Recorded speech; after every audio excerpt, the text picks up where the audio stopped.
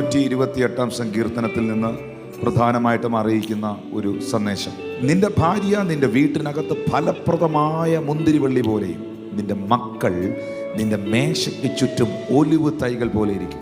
മക്കളെ നോക്കി ദൈവം പറഞ്ഞിരിക്കുന്നത് ഒലിവാണെന്നാണ്. ഒലിവിന്റെ പ്രത്യേകത എന്ന് പറയുന്നത് ഒലിവിന്റെ കായ ചതച്ച് അതിൻ്റെ എണ്ണയാണ് അഭിഷേകം ചെയ്യുവാൻ ഉപയോഗിച്ചത്, ആലയത്തിലെ വിളക്കിനൊഴിച്ചത്. ഒലിവ് ദീർഘായുസുള്ള, ഒത്തിരി ലോങ് ലൈഫുള്ള ഒരു വൃക്ഷമാണ്.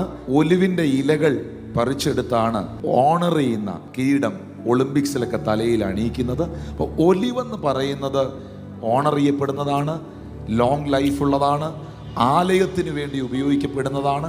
നിന്റെ മക്കൾ ദീർഘായുസോടിരിക്കുന്ന ഒലിവുകളാണ്, അവരെങ്ങും പുറകിലാകത്തില്ല.